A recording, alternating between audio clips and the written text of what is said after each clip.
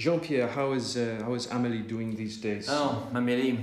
About love, it's a drama because she broke with Nino Cacampua. Because if you remember, in the film he was a collectioner, but unfortunately for her, he made a kind of collection of beautiful girls.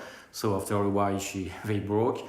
And about work, I have some good news because she left the cafe of Amélie, and she started to learn acting, to study acting, and little by little, step by step, she become an actress.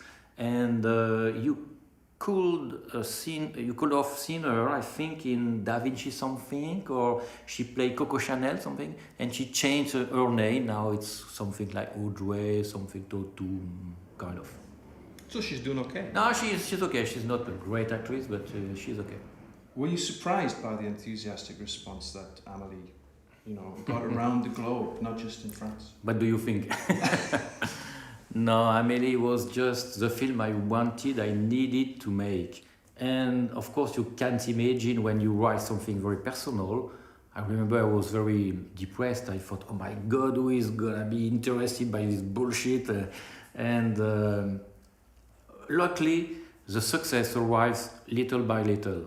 Because if someone could tell you your film will be the most successful film in the history of the cinema for a French language film, you could die immediately. So the success arrived little by little. It's better for you. Hollywood called me to make Alien Resurrection, and I didn't want to make Alien Resurrection. I wanted to make Amélie. Not so much French director made some Hollywood movies. It was pretty rare.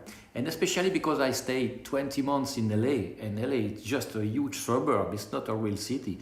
And when I came back, I saw Paris, and I saw, oh, this city is very beautiful. And I wanted to show a fake Paris with, like in a Jacques Tati movies, completely fake, with the blue, white, and red flag, something very Frenchy. Could you tell us about how you feel to have discovered and kind of helped make an international star? With Amélie, everything was under state of grace. And Audrey was the second person I saw. It was a kind of miracle. Immediately when I saw her, I was behind my camera. You can see that on the bonus of the DVD. Immediately I cried because I thought, oh my God, where do you come from? Are you on E.T.? And I knew I have my Amélie. Usually you have an idea about a story, and in this case it was completely the opposite. I had 100 different small details and like crumbs, and I needed to find the main story. And I was looking for a long time, during months and months, before Alien and after Alien. And in fact, the story of a girl helping other people was one detail. And one day I understood. I said, this detail. Can you share your recipe, your recette, for attracting international audiences? Yeah. Each time when I write a film, I don't know if it could be a success abroad. I can't know. And I remember for Amélie, I was produced by Pathé, a French producer, and they told me, oh, we don't know, maybe we can get €1 million maximum, And I was pretty depressed because Delicatessen and the city were successful everywhere. So, in fact, they were wrong. 1 million, it was just for one country.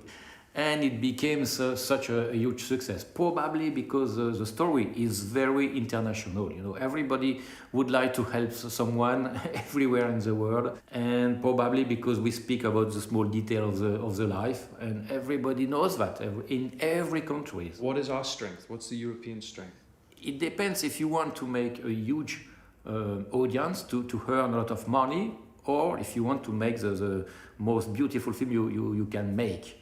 And I chose definitely. I know the next question. I'm sure you will ask me about my next project.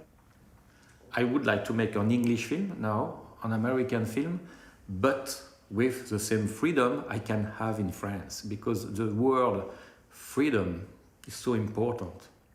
And in France, when I make a film, I have the complete freedom. Nobody has to explain to me nothing. It's the complete freedom. It's so good and so important. And I bought the rights from a very good book from Ralph Larson, an American author, And it's a story about a kid. He's a genius, and it's so emotional. Such a beautiful story. And I am working on that now. The script is ready, and now I have to find the money. And I wanted to speak with you about that. If you could help me a little bit, I have a little something in my I pocket. will give you my address. Okay, Yeah. okay, sorry. Happy birthday, Media Program.